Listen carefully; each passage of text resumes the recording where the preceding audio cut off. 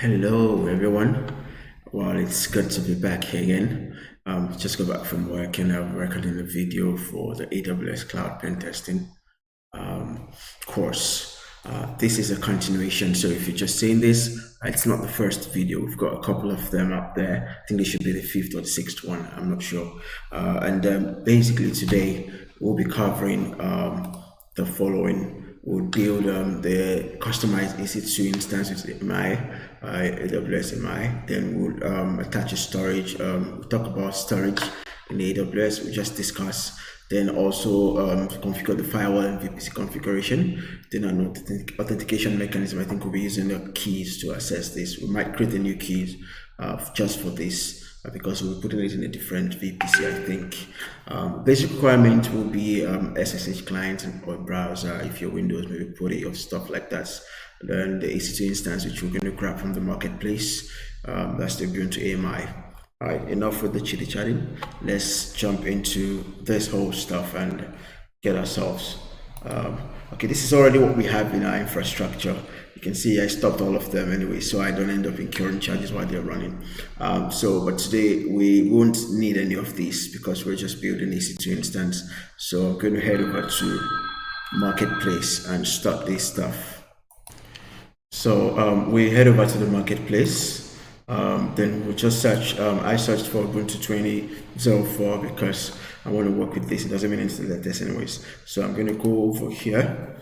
Then we have this. I want to be sure it's under the free tier, so you don't end up incurring charges for this AMI.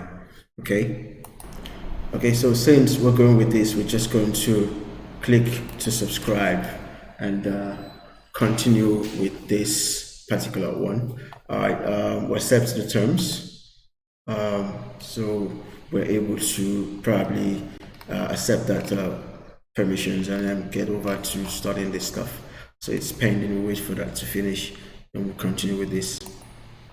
Okay, so over here we have the Ubuntu. We're just going to click on continue. We'll make this pretty simple so you can follow through. Now we will check the fulfillment option. Obviously we'll go for the Amazon Machine image, which is what we have as an option. Then we can check which particular one. I'm going to stick with the most recent one, which is January 2022. I guess this would have been patched for the pkexec exploits as well as other recently discovered exploits for Linux. So I'll go with this. Then the region, I'll stick with my default region, which is not Virginia. Okay, I think that's fine.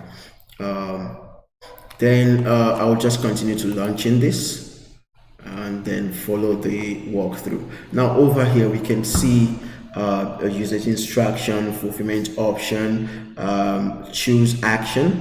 Obviously we'll be launching from websites. Then for the image, I don't think I really need something extremely large.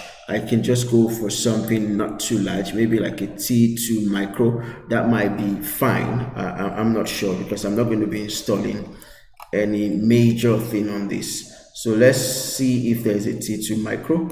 T2 micro is 1 GB RAM, 1 virtual CPU. This will help me also manage costs just in case I overshoot my free tiers restriction.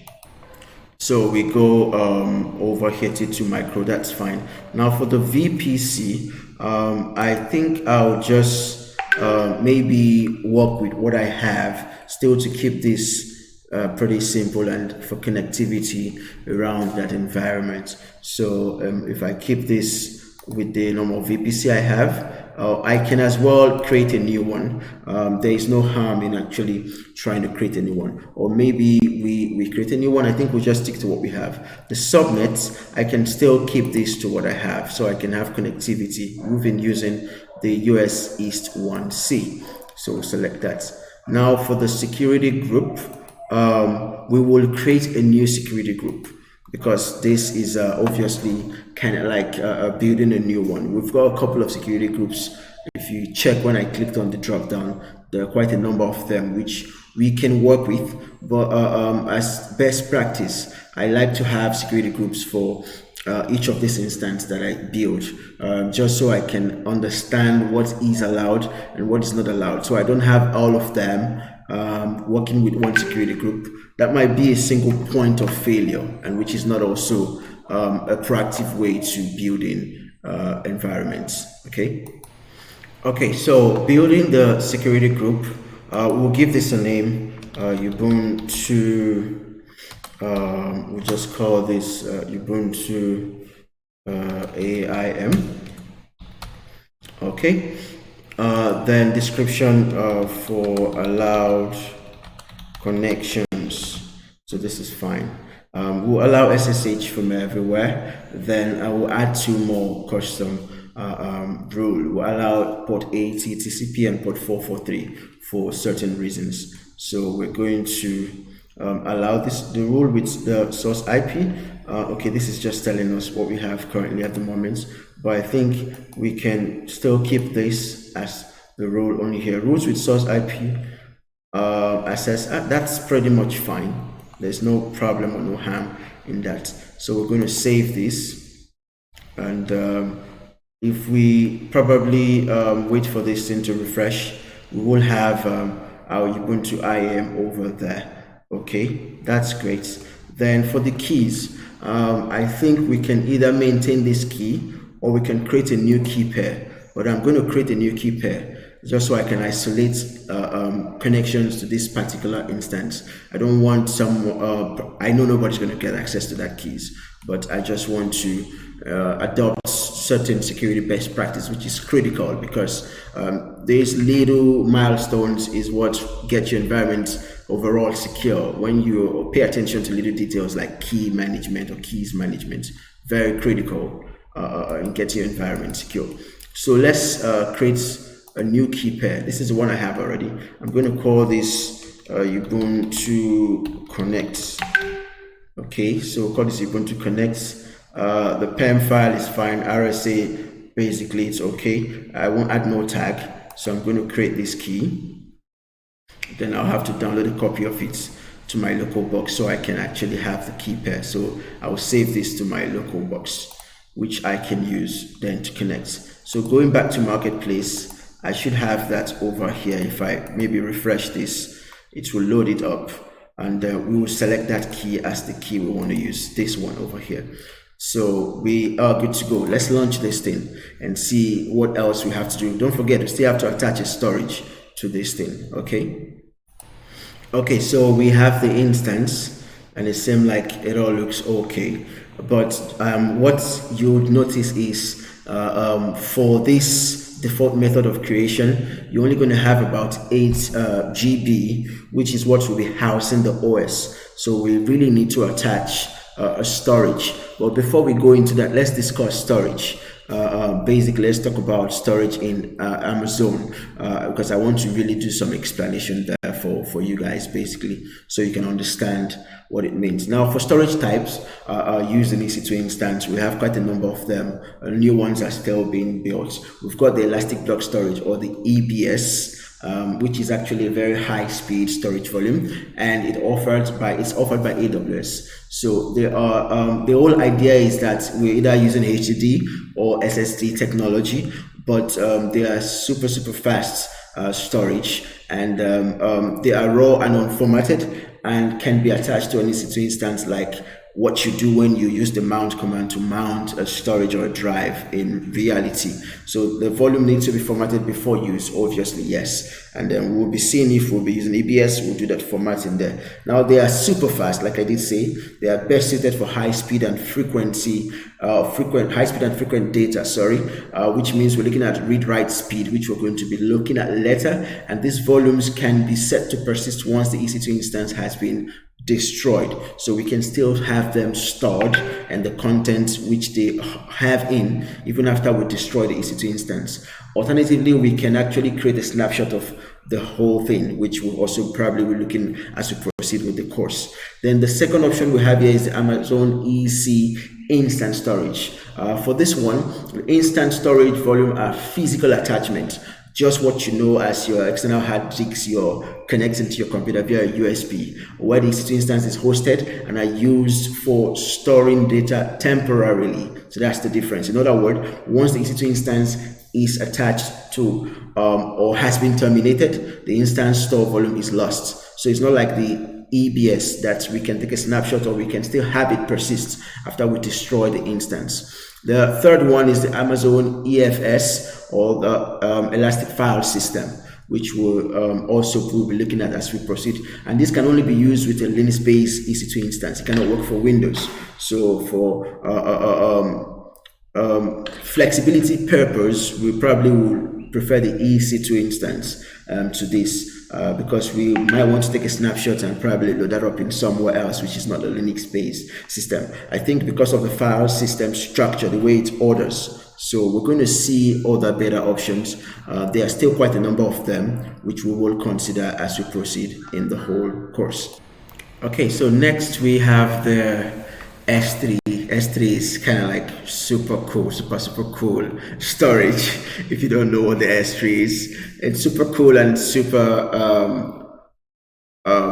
should I say fragile, because most times you find vulnerable S3 buckets out there. So if you're wondering what is the S3, Amazon S3 is one of the flagship, that's the right word, the flagship service of Amazon or AWS, and it's used for storing data on the cloud. So it is highly scalable, that's the term, highly scalable, and enables storage and retrieval of data at a super fast speed anytime. Okay, the Amazon EC2 uses the S3 to store EBS snapshots. So when we'll be looking at snapshots, we'll be storing them in S3 buckets, and also we can store instance more like backups or stuff like that. Okay, so like I did mention earlier, at creation we only have this 8 GB, which is roots, and that's where the installation files for the operating system sits in. So within that, we need to understand the whole concept of input output operations per second, so what is called IOPS. Very important. So for general purpose SSD or GP2 volumes, which are actually cost-effective storage solution, situated mostly for general purpose use across a wide range of workloads.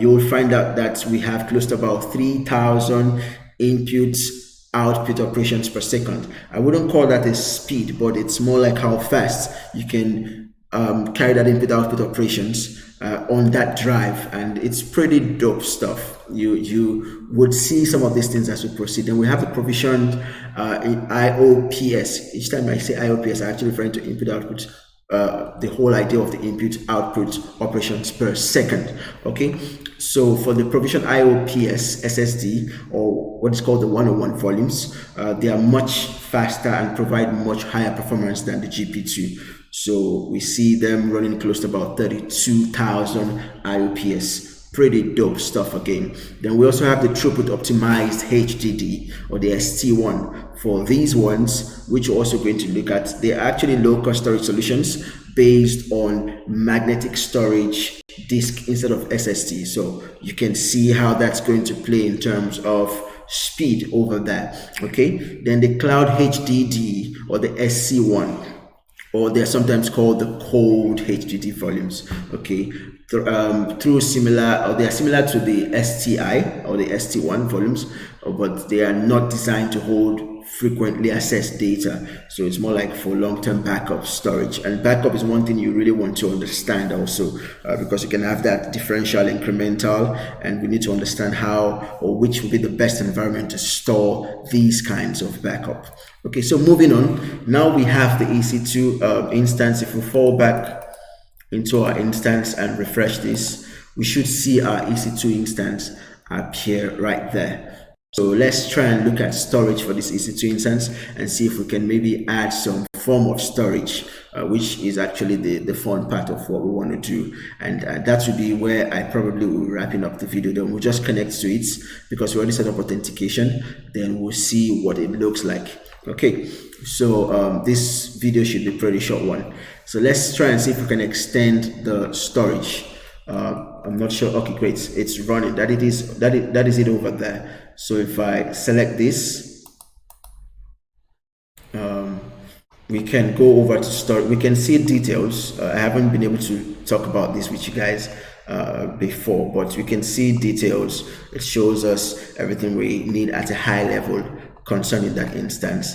Then we can see the security tab where we'll find the security group that we had configured, and currently it's just TCP. I think I'm sorry, SSH. I'm pretty much fine with it until I need to build and I can open the 80 and 443. So for now I'll leave it this way just for security concerns. Okay, and also on the security group, it is important to know that you have inbound and outbound. So inbound is traffic.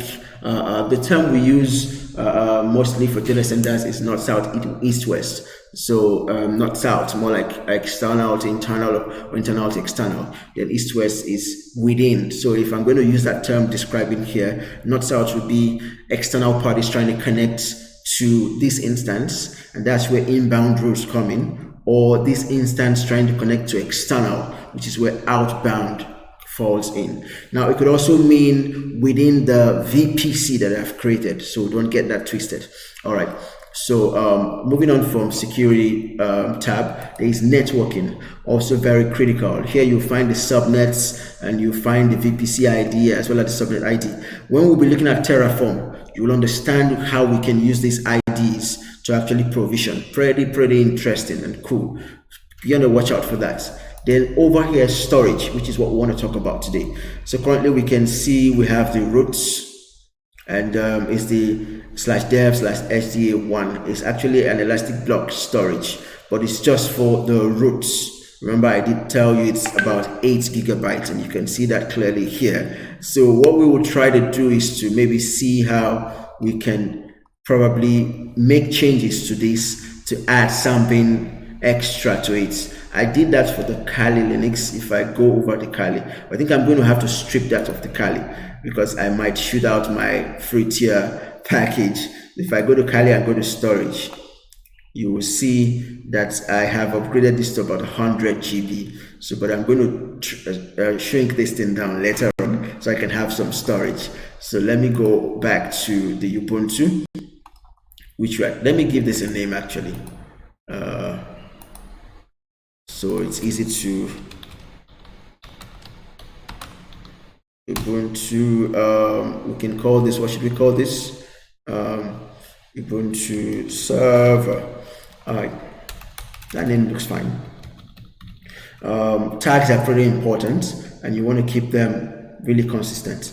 So over here you click on this, then you have these options right here. You can see there are options here which can enable you to also set up something. Over here I've got this elastic block storage. If I click on it, I can see the drop down. There's a volume, there's a snapshot, there's a life cycle management. Okay, so we can go right into the volumes and just so we can see what it is at the moment and if we can maybe make some changes to that stuff. So currently the volume will be about 8 GB, which is what we had seen from the start.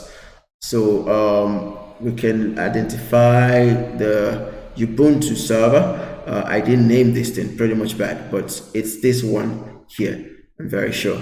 We can see the volume ID. We can note this and go back into, if I fall back, you will see that volume ID is being shown here under storage. You can see it here. I can even click it from here. That's the uniqueness about this whole thing, just to get into it. So at the moment, if I have to make changes to this, I might need to shut down that server. So if I click on that, I can see details. I can see the check status, the monitoring, pretty interesting or important to keep track. Now, none of this is encrypted. So later on, we'll see how we can encrypt a volume. But at the moment, we're still at the basic level, the bare minimum level. So we can click on this, then we can carry out an action. That action could be to detach, to first detach, or maybe create snapshots, or even modify the volume, which is what we want to do. So if I click modify the volume, now I can see over here it's currently 8 GB and we're using the general purpose SSD. So we can go for, like I've explained, you can see the GP2, GP3, IO1, IO2 as I've explained, and even the magnetic standard. So, but I think I'm going to stick with the SSD GP2, which is what I have there. So I can make changes to this volume size. I cannot go below 8 because that's where we have the OS sitting. So interestingly, look at the IOPS I explained to you, input outputs that I explained earlier. We can see it's 100 of 3000. I did told you we have about 3000 for GP2. So we can upgrade this to maybe I can make it a 15 or probably 20 GB. Now if I click modify, it might have to shut down the server.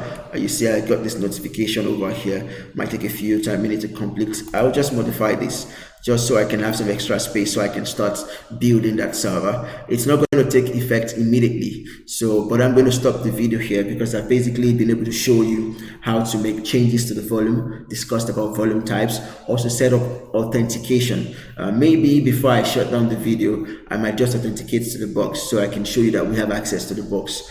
So if I go back to the instances, I'm going to copy if I click on this actually, we see this page again, or I can go back and I can just right click on this with my mouse, then connect. If I go to connect, so it's going to give me options. You probably would have seen this before. So I'm using the SSH clients, which will be on my computer where the keys were stored. I'm going to just copy this and I'm going to go to my download folder, see the okay, great. In my downloads folder, I'm going to have that Ubuntu key. There it is. So let me try to see if I can SSH using the key, which is there on my box. If I can connect to that server. So I'll accept the fingerprint. Then if everything looks fine, I didn't make, okay, great. We're in the Ubuntu box. So ID, we can see we are the user of Ubuntu and this is the server. We have it running. We can do the uname tag A just to check a few stuff and we can see all about the version and other stuff. Okay, so this is where I'll shut the video. Thanks for your time. The next recording will be covering pen testing, which you had just built. But before that, we'll maybe build a little web application on it and try to see if we can run a pen test, a basic pen test on this EC2 instance to find vulnerable configurations that we may have done. So thank you for your time and see you in the next recording. Bye.